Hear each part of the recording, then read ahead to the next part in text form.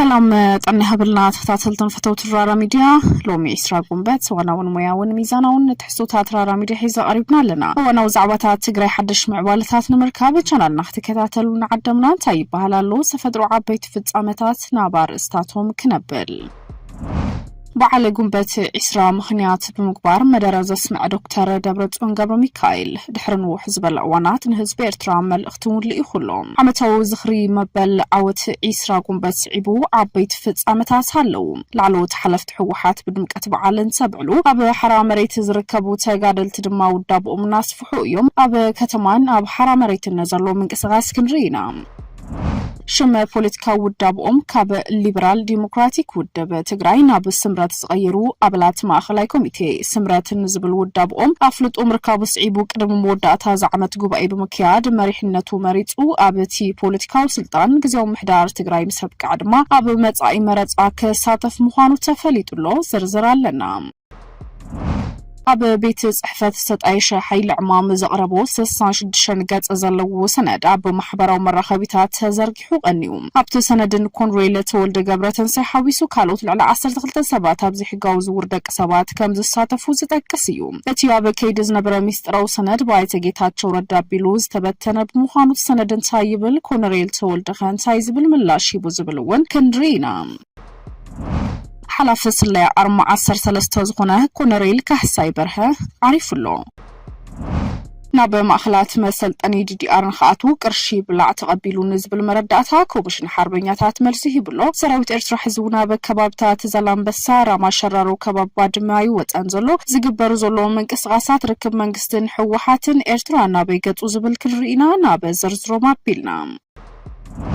عمتو زخري بعل عوت إسراء قنبات باستفلاليا كتماتات تقراي بدمكاتنا تخبريو إذا هقراو بعل كم تحلوف هاب ملا هقر بدمكات تخبر زرقونا يكونن هاب تقراي دما بدمو يبعلالو سرعات درق السدم سسلو زعلات إثيوبيا زحلفتهم بوليتيكا وقعزوتات كابت تذكرلهم بعلات حادز نبركوات هنا قدما منستر أبي أحمد قنبات إسراء تذكرهم كحلفهم بر كبعلو كاب زي بعلات ونمدي بولهم تاريخونتو أبحثو ملكت زيئتو زبعل حتوتاتنا فترة كاسس وزفتنو أكلات مهلوم زتكاس كوات هنم دكتور دبرتيون قنبت إسراء ملا إثيوبيا تحسبو يوعل بزبل كسجارز وتحدوش ممرح سعيبو دما لإثيوبيا كابت سلماتنا برهان زا السجاجر معلتي أير لنا نتيلوم أيد اليوم نحنا كنبدو كنخبرو إناز بالملاش ونهيبلو يوم مبل 34 عمت تنبل عوت إسراء قنبت باستفلالي مدولات زبع على زلون تخون أبز خرب على عوت إسراء قنبت ترخيبو دما مدرز سمعت حلافيت بيت صحفة حوحات ويزرو فتل ورق قبر اكزابهير بركت زبلو حسابات زلعلت كوات خونت منفس عراينت انكارة تقارو زمسكرت بالاستعلت مخوان اي حبيرة بعال قنبات إسراء مغنيات بمكبار كالق ملقت زحلفة دكتور دبرتون دما نبوزحات زقرم ملقت زحلفة كوات خونة دحرن وحزب الأواناتون إزبعالن تنذكر محزاق ألسنا حونا هزب إرتراوان وعن مبل 34 عامت بعالنا تنتاب صحكا كبل يدل مبالون نبوزحات ساقراموت فتيرولو بوغن መንግስት ኤርትራ ድማ ዶክተር ደብረጽዮን ነመበል 34 ዓመት በዓል ናጽነት ኣብጽሐካ መባሉ ድማ በጽቡውን ተቀቢሎም ወዘለው ብሎም ዕለት ደርጊ ኣብ ምድምሳስ ኹን ኣብ ህንጸት ሰላም ድሕነት ስርዓት ህንጸት ሃገርን ሓለፋ ኸይሓተና ሕልፍ መስዋዕት ዝኸፈልና እንትኾና ድሕሪውን ድሕሪ 27 ዓመት ዝግመት ዘይግመትን ኩነታት ተፈጢሩ ተጻብኡ በጽሑ ብሁሉ ገጽ ድማ ጽቃዓት በጽሑና እዩ ዝበለ ታደሰ ወረደውን እንትኾነ ብዕጥቂ ፕሬዝዳንት ታደሰ ወረደውን ብዕጥቂ ኩነታት ንምቕያር ዝግበር ፈተና ኩሉ ትግራዋይ ክገንዘብ ሰላማዊ ፖለቲካዊ ቃልስ ከዳሎ ይግባእ ዝብል መልእኽቲ ሕሊፉ ወዕሊ ፕሪቶሪያ ዘይምትግባሩ ተመዛበልተ ብዝኽፈ ኩነታት ምህላዎም ግዝኣት ትግራይ ከም ዘይተመለሰውን ወሲኹ ይሕብር መንእሰይ ስራሕ ሲኑ ኣብ ተስፋ ምቑራጽ ሰንፈለል እንትብል ድማ ሓድነት ዝጎድኡ ተርእዮታት ከም ዘለው ታደሰ ወረደውን ይሕበር እዚ ከምዚሉ እንዳሃለው ብርክት ዝበሉ ተርእዮታት ዝተርኣዩ እንትኾኑ ብሎ ምዕለት ፕሬዝዳንት ታደሰ ወረደ ተጋሩ ናይ ሰላም ተስፋን ሓድነት ከምኡውን ማእኸል ዝኾነ ናይ ኩላትና መንግስቲ የድልየና ኣሎ ክብሉና አንፊቱ ኣብ ኢትዮጵያ ንህዝባዊ በዓላት መዓልቲ ዕረፍቲ ዝምልከት ኣዋጅ ቅድሚ 49 ዓመታት ዝተኣወጀ እንትኸውን እዚ መዓልቲ ድማ እዚ ዕለት ድማ ኣብ ትግራይ ጥራሕ ክበዓል ኣብ ኢትዮጵያ ንክሓስስ ይግበራሉ ዝብሉውን ኣለው ብፍላይ ድማ እቲ ኣዋጅ ነቲ ኣዋጅ ዝትክእ ሓድሽ እማመ ተዳሊ ብምዃኑ እማመ ቤት ምክሪ ሚኒስተራት ኣብ ተሓሳሳብ ዘካየዱ ኣኼባ ምስ ኣጽደቐን ኣብ ባይቶ ወከልቲ ህዝቢ እውን ተመሓላሊፉ ነይሩ ደርጊ ኣብ 1988 ድማ ብኢህዴግ ዝወፁ ምምሕያሻት ዝስርዝ እዚ እማመ ኣብዚ እዋን ኣብ ግብሪ ዝውዕል ዘሎ ደርጊ ዘውፅኦ ኣዋጅ ብብርኪ ሃገር በዓል ኣብዮት 2 መስከረም ዝርከብዎ 13 ህዝባውን ሃይማኖታውን በዓላት ክኽበሩ ከም ዘለዎም ዝጠቀስ ብመሰረቱ ውሳነ ቤት ጽሕፈት ቀዳማይ ሚኒስተር ፍትሕን ዝተዳለወ ድማ ሓድሽ እማመ ካብቲ ቅድሚ ሕዚ ዝነበረ ኣዋጅ ዝፈልዩ ቀንዲ ጉዳይ ንኣከባብራ በዓላት ብዝመልከት ዝርዝር ኩነታት ዘጠቃልል ምዃኑ እዩ ገጽ ጉንበት 20 ካብ ዝኽበሩ በዓላት ንኽእለ ዝግበር ዘሎ መስራሓት ድማ ብወገን ትግራይ ዝተቃውምዎ እንትኾኑ ኢትዮጵያውያን ኣይንድልን ኢሎም ከም ደስ ዝበሎም ክኾኑ ይኽእሉ እዮም ንሕና ግን ዓብዩ በዓልና ስለዝኾነ ድማ ክነኽብሩ ኢና ዝብልውን ነቲ ቃልሲ ክሳዕ መወዳእታ ዝኸይደት ህዝባዊ ወያነ ሓርነት ትግራይ እውን መልሲ ሂባትሉ እያ ኣብ ዝተፈላለዩ ክልላት እዚ በዓል ክኽበር ኣብ ዝሕሳዕ ዘይርአ እንትኾነ ብጎንፂ ትህወኸ ዘላ ኢትዮጵያ እውን እንትኾነ ጉንበት እስራኤል ድማ ከተኸበሩ እውን ዕድል ዘይሃበት እያ ብፍላይ ድማ ንኣከባብራ በዓላት ብዝምልከት ህዝባዊ በዓላት ዝኽበሩ ሃገራዊ በዓላት ሓሲቦም ዝውዕሉ ሃገራዊ በዓላትን ሃይማኖታዊ በዓላትን ብማል ኣብ 3 ተኸፊሎም እቶም ዝኽበሩ ሃገራዊ በዓላት ንቡሩእ ንግዲ ዝጽውዕሉ መዓልታት ምዃኖም እትእማመ ዝገልጽ እንትኸውን ኣብቶም ዝርዝራት ሓዱሽ ዓመት ዓወት ዓድዋ መዓልቲ ሸቃሎን መዓልቲ ሓርበኛታት ዝርከቡ እዮም ስራሕ ከይተዓጽው ብዝተፈላለዩ ስነ ስርዓታት ዝኽበሩ ድማ ክልተ ሃገራዊ በዓላት እንትኾኑ 12 ለካቲትን መዓልቲ ሰማዕታት 29 ሕዳር መዓልቲ ብሄር ብሄረሰባትን እንትኾኑ 20 ጉንበት ድማ ወታደራዊ ስርዓት ደርጊ ዝተደምሰሰሉ ዕለት ኮይኑ ኢትዮጵያ ዝሓለፈቶም ፖለቲካዊ ጉዕዞታት ተዘኪሮም ኣብ ዝሓልፉ በዓላት እውን ሓደ ኮይኑ ይጸኒሑ ብፍላይ ምምሕዳር ቀዳማይ ሚኒስተር ናብ ስልጣን ቅድሚ ምምጽኡ 10 ዓመታት ከበዓል ዘጸንሐ እዚ ዕለት ኣብዚ መዓልቲ ድማ ቤት ትምህርትን ስራሕቲ እውን ዕጽዋት እዮም መበል 28 ዓመት 20 ጉንበት ኣብ ዝተኸበረሉ እዋን ቤት ጽሕፈት ቀዳማይ ሚኒስተር ኣብ ዘውጽኦ መግለጺ እቲ በዓል ኣብ ታሪኽ ሃገር ተፈጢሮም ዝነበሩ ፖለቲካዊ ማሕበራዊ ቁጠባዊ ምምሕዳራት ምዝባዓት ዘብጽሕዎ በደል ክሕከሙ በዓል ክኸውን ይግባእ ኢሉ ነይሩ በአንጻሩ ግን ብሎም ድማ ብዛዕባ ዘላን ጽባሕ ክንሃንጻ ብዛዕባ ንደሊ ኢትዮጵያ ዓወት 20 ጉንበት ምኽባር ዝሓሸ ጥራሕ ዘይኮነስ ንኹላትና ዝጠቅም እዩ ከብል እውን ኣብ መግለጹ ኣስፊሩ ነይሩ ኣብ ኢትዮጵያ እዚ በዓል ዝተኸበረ ኣይተኸበረ ጉዳይ ናይ ኮነ ዝብል እምነት ዘለዎ ህዝባዊ ወያነ ሓርነት ትግራይ ድማ ንዓና ጥራሕ ዘይኮነስ ንመላ ኢትዮጵያ ድማ ሓራ ዝወጽሉ ካብ ጨቋን ስርዓት እውን ብርሃን ዝረኣይሉ ስለዝኾነ ንሕና ግን ኣብ ዓድና ድማ ሓራ ኮይና ክነኽብሩ ኢና ዝብል እውን መልእኽቲ ዘሕልፉ እዮም መበል 34 ዓመት ጉንበት 20 ምኽንያት ኣብ ከተማ መቐለ ብድምቀት እንተብዕሉ ምዝተኣሳሲሩ ድማ ካብ ሓራ መሬት ዝሕዙ ዘለው ዓበይቲ ድምጽታት እውን እናጎልሑ እዮም ድራሓራ ክነውጪና ኢሎም ተወዲቦም ናብ ሓራ መሬት ዝግስግሱ ዘለው ኣባላት ሰራዊት ትግራይ ቁጽሮም እውን እናወስኹ ዝኸዱ ዘለው ኮይኖም ክዕረ ዘይከኣለ ፖለቲካ ትግራይ በዓልና ክንዕሩ ኢና ክብሉ ተሰሚዖም ኣብ ትግራይ ዘሎ መሪሕነት ክንወግዱ ኢና ዝብሉ እዞም ተጋደልቲ ንዘይኣመናሉ ልኡኽ ክንዋጻእ ዘይኮናስ ንዝኣመና ናሉ ሓሳብ ክነበገስ ናብ ሓራ መሬት ወሪድና ኢሎም ኣለው ቅድሚኡ ዕላም ትማሊ ዕላማ ሒዞም ናብ በረኻ ዝወረዱ ኣባላት ሰራዊት ትግራይ ቃልስና ተሓንሽሹ ባኺኑ ደምና ድማ ብኾንቱ ክፈስስ ተገይሩ ዝብሉ እንትኾኑ ንሕና ንህዝብና ኢልና ኢና ወጢና ንህዝብና ድማ ሓራ ክነውፅእ ዝውፃና ኢና ዕላማ ተሓንጊጥና ክንቃለስ ኢና ኢሎም ኣብ መንጎ ሰራዊት ክፍፍል ፈጢሩ ንክልተ ክምቀል ዝገበረ ፖለቲካ ህወሓት ሓዲኡ ናብ ኣስመራ ሓዲኡ ናብ ሓራ መሬት እውን ይገስግስ ኣሎ መጻ ዕድሉን ውሕስ ዝኾነ ዓዲ ሃገር ንምስራት ሰልዓለ ተጋራላይ ሰላሙ ከውሕስ ገስጊሱ ዝነበረ እኳ ዝኾነ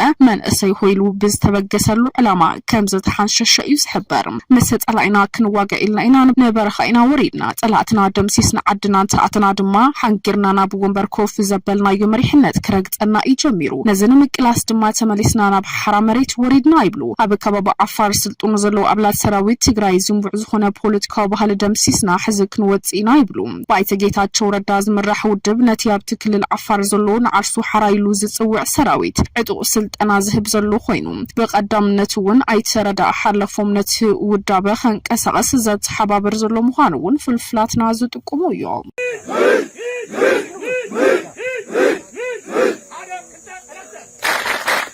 يغني اللي لما عنده وعروتات أو حرا مريت يرخيبك نمو اسكي كمان كجمر استجمر حد ياخد جمر مسفلات مو كاو سي حراي ما يغني اللي مجمرة شو ما يتقالدي تحاسبهن أما جمرة زنور كله أرمر وعنا 4 كور حدا كفل سراويت مانجركم يسار كفل سراويت ينيرة أزم لا حرام مريت تصمير لهم لا حرام مريت تصمير الحياة مريت وتكلنا أنت كتلو سلوك أوج كاتلا ميدا وريد إيفت ميدا ون بزكفا كورز نقصنا تقلصنا صديحنا هنا نتقلصنا صديحنا نحلنا قد حزي ستفكر أب لعلوات أكران يو ونحنا كيفرطو مجمريا كنوص كلخو أنا كبقل لك بتقالاديت مجمريا هيوتي دحري هيوتي قاعد هينا نعدي لك مستقلس كي تفدد كم إلى بتأمن السنة تقلص كلنا قلص كلنا هلا خدن أفتنا حزي نجرت بقى تقال لا قد حزي أما لما فتحك قاعد يقول لنا هذا صدق حزي جن تقال لا يجي حد بارت ولا تجينا بارت كتنجو أبستو هذا ما يتقل بياو وبولي كالكم قليون لستخاخ المسيد الناس كالعزي هذا الصوص أو كنا نتعرس قط الحقيقة كستخاخ ليك عدد كستخاخ كالذي قالت رزقة أنا برجتكم صار كفر سراوي خينا بقوم زورد المدى تقبله نتزمر حقل المدى كوردي أنا نزي أمن كله جداج أنا نزي أمن كله لؤخن كواتن لؤخ أبد تحتي بيت صحفات سطعيشت حيل عمام زقربتو 66 قط زلو سند أبو محبراو مرخبيتات تزرجحو أنيو أبد سند نكون ريل تولد قبرتن سايحاويسو كالوت لعلا 10 سبات أبد زي حقاوزو وردق سبات كم استساتفو يتقاس تي أبد كيدز نبرا ميستراو سند بعيت جيتات شورد دابيلو كم استبتن استقلت أنتخون بيت صحفات بريزيدنت تادس ورد دمان تتكبار زخونن مقلت وناوتيو بيت صحفات بريزيدنت كزيوم محدار تقراي أبد حالف السمون عيت جيتات وردا بمتقاس دما اب زوطو مغلصي ጌታቸው ፕሬዝዳንት አብዝ ነበረሉ ግዜ ተጀሚሩ ግን ድማ ናብ መስርሕ ፍትሒ ዘይ ተሰጋገረም ናብ ካለ ቅዳሕ ዘይ ተገብረ ውዱ ሰነድ ናብ ማህበራዊ ሚዲያ ክዝርጋሕ ምግባሩ ኢስነ ምግባራዊ ክብል ይኮኒ ነው ቢሮ ሰላም ጸጥታን ትግራይ ውን በተመሳሳሊ አተ ጌታቸው ረዳ አፋና ቴሌቪዥን ቀሪቡ ዝሃቡ ቃለ መህተት ኮነ ተባሂሉ ሽም አዘዝት ኃይልታት ትግራይን ምጽላም ዝተገብረ ከም ዝኾነ በመግላጽዮም ተቃይሞሞ ቅድሚ ሓደ ወርሓ ቢሉ አበይ ጽፈት ቀደማ ሚኒስተር ኢትዮጵያ አማኻር ጉዳያት ምብራ አፍሪካ ኮይኑ ዝተሾመ አይተ ጌታቸው ረዳ ነቲ ኃይል ዕማም ተጻሪው ዝቀረበ ሰነድ ከፈጽም ድሌት ዘለዎ መሪሕነት ስለዘይለ ናብ ካልእ ዝምልከቱ አካል አሕሊፉ ከም ዝሃበውን ይገለጽ ቢቢሲ ነቲ በአንደበት አይተ ጌታቸው ረዳ ኢሉውን በኃይል ዕማም ፕሬዝዳንት ግዜው ምሕዳር ትግራይ ሰዳለው ሰነድ ሽሙ በተደጋጋሚ ተላዒሉ ዝኸሰሰሎ ሓላፍ ወታደራዊ ስለያ ኃይልታት ትግራይ ኮሎኔል ተወልደ ገብረተንሳይ ኣብዚ ዛዕባ ጥሚቱ ኣብ ዝሃቦ ሓሳብውን እቲ ኮሎኔል ከም ዝብሎ ድማ أب كم زبالة زي حكا وتكبار كساتف زخ ألسنا مكبار كونسب إناي بالليل أنا ترح زيكم كوزتهم أسماتهم أبتسن التطعيسهم زلو أب تحت يزسر حساباتون أبكم عين التكبارات الساتفا يكونون أشو كايدو لومي أب كالسوينة أب نقد على ما بزنبر كل جزيون أبزنبر كل جزي كواس أب كم أوز عمسلة زي حكا وتكبار وناي ساتفن بحجن سرعة تتعريو إيدين تترخيبوكن كتعتين خو الصدق ندفرت أفن تخون ونز فرحون زسكفون يبالليل أب أخي بام أخلايكم حوحات بالعلوت أزست سراويت من تكي ساتف جيتات شوردات ولد حبوات أبيات مأسرتي مرحيلو كساري بوليني ريبل أبت أخيباتون تتقصوا أبيات مأسرتات أبي كم زلو إنمن كتأثيرهم يوم زبل حتو دما مسكربلون نام ميديا وطيو مزرابو تقاقي يكبل مقواجون زرسعي كونن أبت أخيبات تساتفوز نبرو مرحت حوحات كونا أزست سراويت يفلتوم يزبل تكون ريل أنا زمرحو كفليكا بستفلالي كبابتات إثيوبيا أمت يوم زي حقاو من قدي أبت تقرأي عدك زجزء سوات مسعدكم إجزبيتهم من رخيبون بوليس دما تركبنا يلواب تحت قيد زأتهم سبات نيرهم نسوزهم قبنياتات ناي عقم شرك الناز نبرهم سبات شعوج أو كبل إم جميرهم نجيتات شوننا ميديا وثيخة حبوق بيت ما أسرت كان زلو تزاربلنا دما يلوم حاتيتهم جيتات شو ردا أم ميديا قريبو نستزارب دما أتوم بزي حقاوني عدك نقد الساسات سبات نصبحيتو يوم تفتحهم أتوم سبات تأثيرهم لوز نبرو بيت ما أسرت كن بيرو فتحي أبز فلت أوز فلت بيت ما أسرت ينيرو نيرو بمقطال اتي كونريل كم زبلو ابتا اخيبا كوميشنر بوليس تግራይ ዝነበረ ይሕደጎ ስዩም ብዛዕባ ተዘይሕጋዊ ተባሂሉ ዝቀረበ ክሲ ጌታቸው ረዳን ትምለስ ምስ ቢሮ ፍትሒ ኮይና ዝገበርናዮ መንግስቲ ኣብ ዝፈልጦም ቤት ማእሰርታት እዮም ተኣሲሮም ነይሮም ኢሉውን መብርሂ ይብሉ ግን ድማ ኣነ ብዛዕባ ተሰነድ ዝርዝር መረዳእታ ስለዘይብለይ ብዙሕ ክዛረባ ይክእልን ክብል ዓጥዩ ሓደ ነገር ግን ኣጣሊለኽ ነግረካ ይብል ኮነሬል ኣብ ትግራይ ዝተጠርጠረ ገበነኛ ናብ ቤት ፍርዲ ዝቀርበሉ ናይ ፍትሒ መስርሕ ኣሎ ኣነ ይኹን ካልኦት መሳርሕተይ ክሳብ ሕዚ በዚ መስርሕ እዚ ብዕሊ ዝቀረበልና ክስውን የለን ሓደ ኣብ ዓዲግራት ተመዲቡ ዝሰርሕ ካሕሰ ዝበሃል ኣባልና ተኸሲሱ ከም ዝተኣሰረ ይፈልጥ እየ ንሱውን ኣብ ቤት ፍርዲ ቀሪቡ ነፃ ተባሂሉ ከም ዝተፍትሐ ዝፈልጥ ካልእ ኮሚሽነር ፀረ ግዕዚልና ዝበሃል ትካል ከም ዘለውን ይፈልጥ እየ እዚ ትካል ኣበይ ይኹን ካልኦት መሳርሕተይ ኣባይ ይኹን ኣብ ካልኦት መሳርሕተይ ዘቕርቦ ክስውን የለን ናብ ፖሊስ ትግራይ ኩነት ኮሚሽን ደዊልኩም ክትፃርዩ ትኽእሉ ኢኹም ይብል ኣብ ትግራይ ዝሕጋው ዝውውር ሰባት ከም ዘሎ ተኣሚኑ ብፕሬዝደንት ታደሰ ተጣየሽት ሓንቲ ኮሚቴ ቆይማ ነቲ ዝሕጋው ተግባር ኣብ ምፅራይ ከም ዝነበረት ይፈልጥ እየ እንትብል ኣብ ትሕተይ ዝነበረት ፀረ መረጃ ትበሃል ሓንቲ ክፍሊ ምስቲ ርእሰ ጉዳይ ተኣሳሲሩ ግን ብጌጋት ኣጊዳ እያ ነይራ ብመሰረተታ ኮሚቴ ዝረኸበቶ መረዳእታ ድሓር ድማ ይቕሬታት ሓቲትና መሊሳ ስራሓ ከም ዝጀመረት ይፈልጥ ንምጥቕላል ዝኣከል ኣብቲ ብጌታቸው ረዳ ዝተዘርግሐ ሰነድ ሽመይ ብሽም እንዝመርሖም ሰባት ከም ዘሎ ይፈልጥ እየ ይኹን እምበር እዛ ጊድ ኣብ ልዕሊ ኣይኮነ ካልኦት ኣብኡ ዝተጠቐሱ ሰባት ዝቐረበልና ክስውን የለን ኮነሬል ተወልደ ጌታቸው ብዛዕባ ዘውፅኦ ጥራሕ ዘይኮነስ ምስ ዶክተር ኣብይ እውን ኣዕሪና ኢና ንፋለጥ ይብል ዝብል ሓሳባት ዝሃበ እንትኸውን ጥቡቕ ዝምድና ነርና ምስ ቀዳማይ ሚኒስተር ኣብይ ኣሕመድ ክብል ዝዛረብ ኣብ ግዜ ኩናት ኢትዮ ኤርትራ እውን ኣብ ግንባር ባድማ ብሓንቲ ክፍሊ ከም ዝነበሩ ነእታ ኣነ ናይቲ ክፍሊ መተሓባባሪ እየ ነይረ ብሂወት ክህልውን ኣስተዋፅኦ ነይሩኒ ይብል ኣብ ሓደ ኣጋጣሚ ንሱ ዝተመደበላ ስራሕ 8 ኣባላት ከም ዝነበሩ ሃንደበት ድማ ኣነ ንዕኡ ደብዳባት ይፅዕቕ ስለ ዘሎ ኪድና ብድፋዕ እትወይለ ኣእትዮ ሕማቅ ኣጋጣሚ ኮይኑ ግን ድሕሪ ደቃይቕ ብወገን ፀላእ ከቢድ ብረት ተተኪሱ ብጀካ ኣብይ ኩሎም ቶም ምስኡ ዝተመደቡ 7 ኣባላት ተኽፍሊ ኣብ ኣሰሰውኡላ ክሞት እውን ይዝከር እቲ ካልእ ድማ ድሕሪ ኩናት ኣብ 1997 ንሱ ኣብ ደቡብ ኣፍሪቃ እናተምሃረ ከሎ ኣነ ንሕክምና ናብ ደቡብ ኣፍሪቃ ብዝነበርኩሉ ግዜ መፂኡ ንሓደ ሰሙን ዝኸውን ኣልዒሉኒ ስለዚ ድማ ቀዳማይ ሚኒስተር ኣብይ ኣሕመድ ክሳብ ዝኾነላ ግዜ ብቀረባ ንፋለጥ ንቀራረብን ሰባት ኢና ነርና ክብል እውን እቲ ምስ ቢቢሲ ዝገብሮ ፃንሒት ዘመላኽት ብተወሳኺ ምስ ዩኤምዲ ሚድያ ቃለ መሕተት ዝገበረት ኮንሬል ዓበይቲ ኣጀንዳታት ዘለዓለ እንትኸውን ብፍላይ ኩናት ክመፅእ ይኽእል እዩ ዝብል እምነት የብለይን ዝብል ኮንሬል ተወልደ ገብረተንሳይ ማለት እውን ተወልደ ዕንበብ ኣብ መንጎ ኢትዮጵያን ኤርትራን ኮነ ንትግራይ ድማ ሚድኡ ዝገበረ ውግእ ክህሉ እዩ ዝብል ስጋት ከም ዘይብሉ እዩ ኣንፊቱ እቲ ፀገም ኣብ መሪሕነት እዩ ዘሎ መሪሕነት ዘበላሹ ዘሎ መንገዲ ትግራይ ንቁልቁል ኣፋኽ ክደፍኣ ዝኽእል እዩ ዝብል ስጋት እውን ኣለዎ ኮንሬል ተወልደ ገብረተንሳይ ኣብ ትግራይ ዘሎ ፖለቲካዊ ሕማቅ ዝገልጸሉ መንገዲ ብመረዳእታ ከቕርብ ዝፀንሐ እንትኸውን ብፍላይ ድማ ሕወሓት ስትራቴጂካዊ ውድቀት ኣጋጢምዋ ምህላው እውን ኣብ ግዕዜናታት ዝጠልቂ መሪሕነት ከም ዘሎ እዩ ሓቢሩ ምስ መሪሕነት ጌታቸው ረዳ ተኣሳሲሩ ጌታቸው ዘለዎ ዓቕሚ ንትግራይ ዝረብሕ እዩ ግን ድማ ኣማዕቢልዎ ዘሎ ባህሊ ትግራይ ኩዒቱ ክቐብር ዝኽእል እምነት እዩ ዘለኒ ክብል እውን ይንፈት ጌታቸው ናይ ትግራይ ሃፍቲ ናይ ትግራይ ዓቕሚ እዩ ናይ ጌታቸው ጭንቅላት ኣነ ይፈትወ ልዕሊ ኩሉ ይደልየ ኣብ ናይ ማእኸላይ ኮሚቴ ነቐፌታ እውን ጌታቸው ዘለዎ ጭንቅላት ብኣግባቡ ንትግራይ ክውዕልን ተኽኢሉ ሃፍቲ እዩ ይለየ ጌታቸው ዘማዕበሎ ባህሊ ግን ሓደገኛ እዩ ኣትይዎ ዘሎ ሰርክል ሓደገኛ እዩ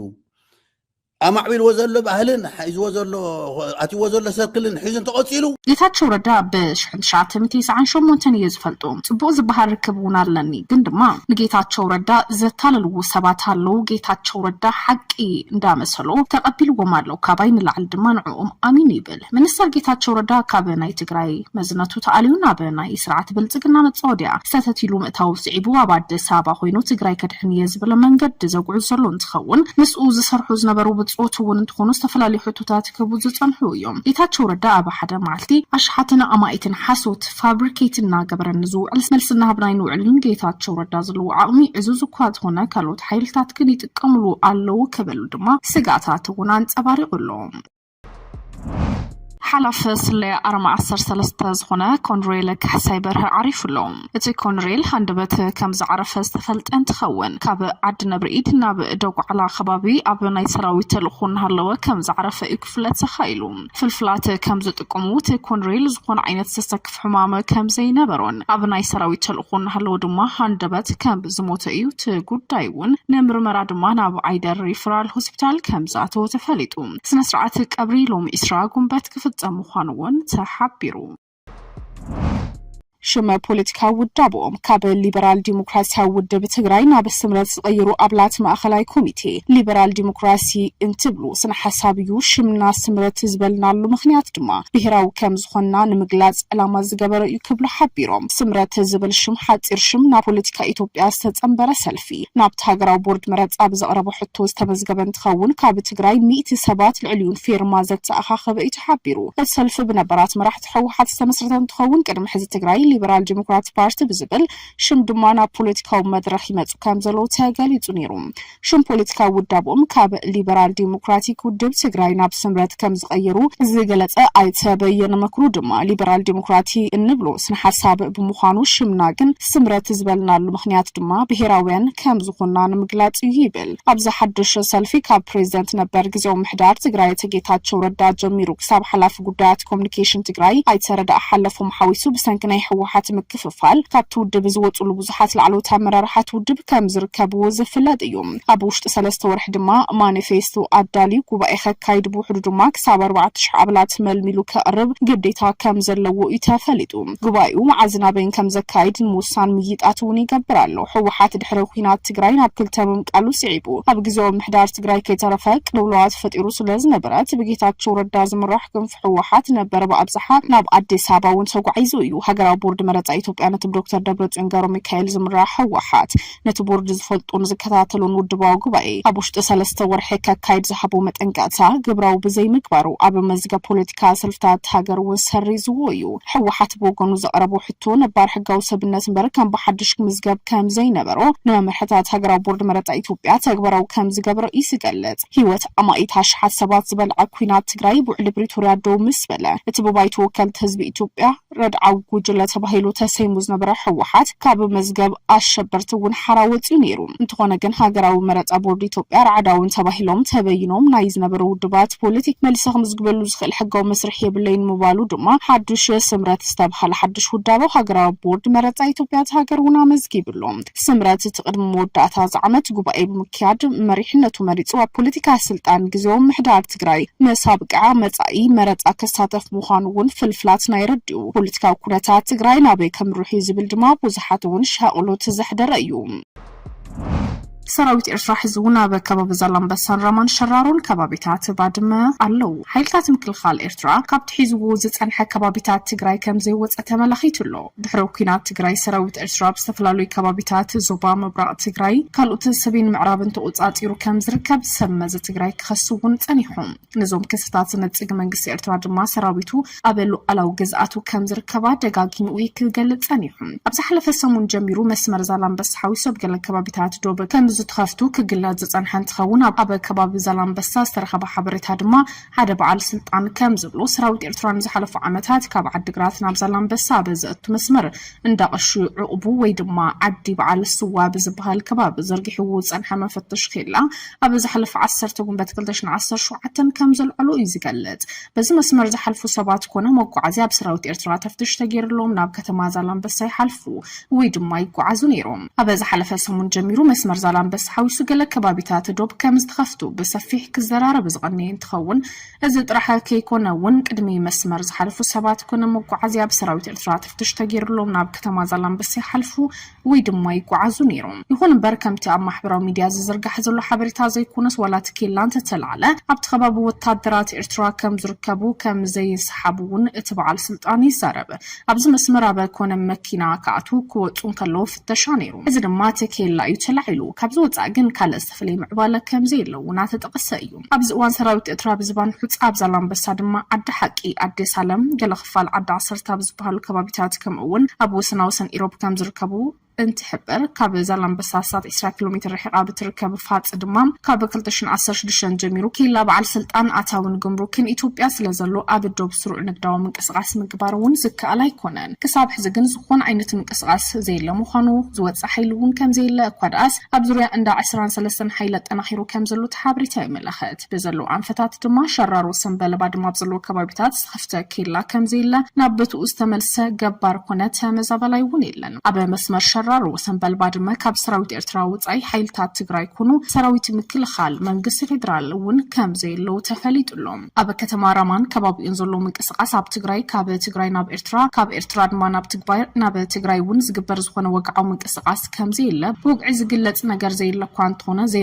ዘይስሩዕ ንግዳዊ ማሕበራዊ ርክባት ግን ኣሎ ጥሪት ወይ ድማ ኣግማል ካባና ናብ ኤርትራ ወይ ካብ ኤርትራ ናባና እንተሰጊረን ዓበይቲ ዓድን ጸጥታን ኣካልን ብሓደ ኮይኖም ዝምለስሉ ኩነታት ኣለው ክብል ድማ ኣብቲ ከባቢ ዘለው ዓበይቲ ዓዲ እውን ዝዛረቡ እዮም ኣብ ዶባት ጽዑቕ ንግዲ ኮንትሮባንድ እውን ከም ዘሎ ተሓቢሩሎም ብገጠራት ኣብቲ ከባቢ ብዝርከባ ሩቦታት ናይ ምግቢ ሰንከፍ ዝኣመሰሉ ሕጋዊ ዘይኮኑ ምልውዋጣት ንግዲ እውን ይረአሎም ካብ ላዕሊ ዝመጹ ነጋዶ ካብ ኤርትራ ድማ ባዕሎም እውን ዝእዝዙ እዮም ብምቕጻል እውን ነበርቲ ከም ዝብልዎ ኣብ ከባቢታት ዶብ ሓይልታት ትግራይ ሰራዊት ኤርትራ ከም ዝርከቡ ትገልጹ ዶባት ተኸባብን ብዙሕ ዓመታት ብኩናት ዝተሃሰይን ብቁጠባ ድሕሪት ዝተረፈን ብምዃኑ እቲ ህዝቢ ሰላም ከም ዝብህግ ይሕብሩ ዝሓለፈ በሰላሉ ዝበሰላ ከም እዩ ክፍታሕ ዝብልነቶም ፖለቲከኛታት ገዲፍካ ከም ማሕበረሰብ ግና ህዝብን ህዝቢ ርክብን ተዝገብር ንበለ ዝብል ድማ ናይ ዕርቂ ሓሳቡን ዘቕርቡ እዮም ናብ ማእኸላት መሰልጠኒ ዲዲአር ንኽኣትዉ ቅርሺ ብላዕ ተቐቢሉ ዝብል መረዳእታ ዝቐረቦ ሰብኣይ ረኸቡን ኢሉሎ ኮሚሽን ሓርበኛታት ትግራይ ኣብ ማሕበራዊ መራኸቢታት ከይዲ ዲዲአር ቀደም ሰዓብ ኣታውታት ኣመልቱ ጥርዓናት ዝቐረበ ምዃኑ ብፍላይ ኣብ ሰለስተ ዞባታት ምፅራይ ዝተገበረ ከም ዝገበረ ዝገለጸት ኮሚሽን ብኣሽሓት ብላዕና ተቐብለዋ በዘይታርኡ ዝኣቱ ሰብ ኣሎ ተባሂሉ ዝተወዝዐ ሓበሬታ ኣጻሪ ዕላዊ መግለፂ ህብዬ ብዝበሎ መሰረት ኣብ ዞባታት መቐለን ማእኸላይ ምብራእን ተራእዩ ዝተባሃለ ዘይምዕሩይ ከይዲ ምጽራይ ሰሙያ ሊእኽና ጻሪና ኢና ኣብ ከይዲ ምጽራይ ግን ብጭቡጥ እከለ ክንደዚ ገንዘብ ክፈሊሉ ንዝብል መረዳእታ ከም ዘይተረኸበ እዩ ተፈሊጡ ይኹን እምበር ኣብ ከተማ መቐለ ክፍለ ከተማ ዓዲ ሓቂ 10,000 ብር ክፈል ተባሂለ ዝበለ ሓርበኛ ከም ዝነበረ መን ዝብል ሕቶ ግን ከም ዘይመለሰ እቲ መግለፂ ዝሕብር ኣብ ብዙሓት ቦታታት ዓብዪ ጉድለት ተባሂሉ ዝተገምገመ ናይ ግልጽነት ፀገምን ቀዳምነት ክወሃቦም ዝግባእ ኣለሊኻ ዘይምቕዳም ምዃኑ ዳይሬክተር ርክብ ህዝቢ ኮሚሽን ሰገረላይ ዮናስ ግርማይ ኣፍሊጡሎም ከይዲ ተገባብራ ዲዲአር በቀጥታ ኮሚሽን ሓርበኛታት ዝምልከታ ኣይኮነን መንግስት ፌደራል መንግስት ትግራይን መወልታ ኣካላት በቀጥታ ዝምልከቶም እኳ እንተኾነ ተጠቃምነት ተጋደልቲ ንምርግጋጽ ግን ብሓርበኛታት ንዝቐርቡ ጥርዓናት መሰረት ብምግባር እቲ ኮሚሽን ነዚ ኣጻሪው ሕጋዊ ስጉምትን ምውሳድ ቁርፀኛ ከም ዝኾነ ዝገለጸ እንትኸውን ኣብ ጣብያ ዘለዎ ማሕበሩ ኣብ ወረዳ ምስ ተመደቡ ማሕበሩ ኮሚሽን ሓርበኛታት ስራሕ መሰረት ዘይገበረ ርክብ ምክያድ ኩል መሳርሕታት ዘይምህላው ካልኦት ዓበይቲ ዕንቅፋታት ምዃኖም ገሊጹ ኮሚሽን ሓርበኛ ትግራይ ማሕበሩ ክሳብ ወረዳ ጥራሕየ ካብ ጣብያን ታሕቲ ግን ዘለው ኣመራርሓታት ሓርበኛታት ባዕሎም ዝመረጽዎ ነጠፍቲ እዮም ዝበለት ዳይሬክተር መሰል ተጠቃምነት ሓርበኛታት ትግራይ ድማ እዚ ንምርግጋጽ እውን ሰርሐለና ክብል ተሰሚዑ ኣሎ ብስም ሓርበኛታት ንዘይምልከቶም ኣካላት ሓርበኛታት እዮም ተባሂሉ መሬት ትግራይ ክዕደል ዝግበሩ ወረዳታት ከም ዘሎ መረዳእታ ኣለና ዝበሉ ድማ ሰኣን ሕክምናን ካልኦት ዝግብኦም ግልጋሎት መስዋዕት ዝኸፍል ተገረላይ እናሃለወ ብዘይ ኣግባብ ብኢደወነን ዝኸድ ዘሎ ዕድላ መሬትን ካልኦት ተግባራት ስርዓት ክሕዙ ከም ዝግባእ እውን ተሓሳሲቦም ተኸታተልትን ፈተውትን ራራ ሚድያ እዋናውን ሞያውን ሚዛናውን ትሕሱታት ራራ ሚድያ እዚኦም ይመስሉ ነይሮም ተመሊስና ብኻልኦት እዋናዊ ሓበሬታታት ክንራኸብ ኢና ስድራ ራራ ብምዃን ድማ ሓቢርኩምና ክትቀጽሉ እናተመነና ራራ ሚድያ ጥበብ ይመርሕ